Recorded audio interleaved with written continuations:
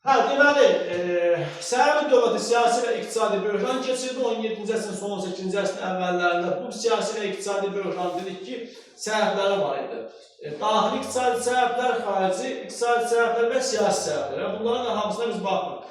Daxili siyasi səbəblər, daxili iqtisadi səbəblər, su təchizatının pisləşməsi, əkin sahəsinin azalması, pul böhranının baş verməsi, şəhər həyatını tənzim etməsi.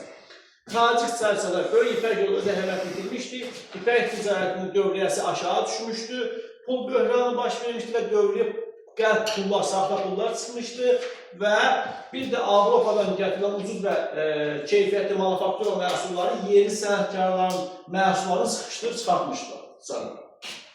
Siyasiyyətə baxdıq ki, səriştəsiz şəxslərin yüksək vəzifələri təyin olunması, rüşvətxorluq, məmur özbaşınalığı və sair və ilahi bunlar hamısı dövlətin hissədə salmışdır. İndi görək, nə işlər gördülər. Şah Sultan Hüseyin hakimiyyəti 1694-1722-ci illər. 8 martda geri gəlmişdir, hakimiyyətdən düşür. Əfqanlar İsfahan, düzdür o vaxt 8 martı qeyd eləmədilər, amma belə Əfqanlar İsfahan 8 martda tuturlar və burada bütün xanədanı birlikdə əsir götürürlər. Hakimiyyətə son qoyur. Həyat yoldaşı Arıca Arad idi, qarış eləmiş. Çünki 8 martın bayramını təbrik eləmədiyinə görə demiş ki, sən görüm Əfqanlar səni tutsun, öldürsün, tutulur. Deməli, Şah Sultan Hüseyin bu vəziyyətdən çıxış yolu axtarır. Çıxış yolu, iki çıxış yolu fikirləşir. Bir, görəşənlik edir adamı. Görəşənlik mi? Bəli. Qəbir eşifçinin meydana. Deməli, adam ata, baba mülklərində olan o qızıl, gümüş əşyalarını edir, əridir və pul kəsdirir.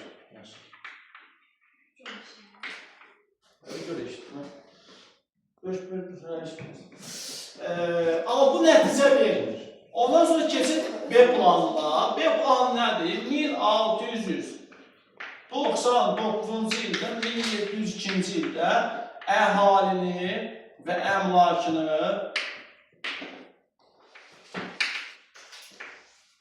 siyahıya alır. Əhali nəyə görə siyahıya alırlar? Vergilərin zamanatı. Baxın görmə nə qədər vergi təyin etsən, xərclər dollardan ki, xərclərin tarazlığı və kəsrləri aradan qaldırar. Kəsrini aradan qaldıra bilər. Və beləliklə vergilərin miqdarı artırır. Hətta miqdarını artırır. Vergilərin miqdarı artanda əhalinin vəziyyəti nətər olur? Pisləşir. Çətinləşir. Əhalinin vəziyyəti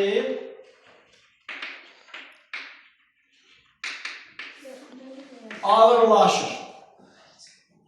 Vəziyyətə ağırlaşmış əhali hansı yola əl atır? Üsyan. Bəli. Üsyanlar başlayır. Yavaş-yavaş ölkəm deyir, dəstəşməyə. 1707-1711 bu Çar Balakəndə baş vermişdi bu üsyan. Ailə qınaqlardadır Balakən. Ailə qınaqlar 1707-də bir dərə baş verir, 1711-də bir dərə baş verir. 1707-də baş verərkən Xalq üsyanı olur. Yox, yatmayınların üsyanı. Xalq üsyanının başına olur. Baş verərkən, deməli, bu üsyanın baş verməsi üçün 1707-ci il bəhanə də var idi. Şirvan Bəylərbəyi Çar Balakən cəmaatının, onlar şimal sərhədlərini qoruduqlarına görə onlara xərcədən maaş verirdi. Maaşını dayandırmışdı. Bunlar da üsyan qaldılar və gəldi Şirvanda, Şamahıda həmin o Bəylərbəyində öldürdülər. 1711-də baş verəndə Hacı Davud başçılıq edirdi bu üsyana. Hacı Davud. 1709-da Əfqanlar Qəndahar şəhərini tuturlar. Qəndahar eləyəm ki, ülkə Əfqanistanda gedir.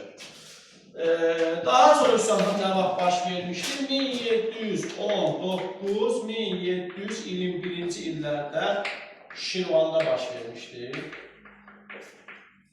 Şirvanda. Buna da Hacı Davud başçılıq edir. Qazıqulufun Sulxay xanla birlikdə qaldırmışlar bu üsyanı. Üstən bir şey deyim, biraz danışdıq məsələlərlə bağlı. Amma tam onu demədik. Yəni, ümumiyyətlə, bu üsyanların baş vermə səbəbləri nə idi?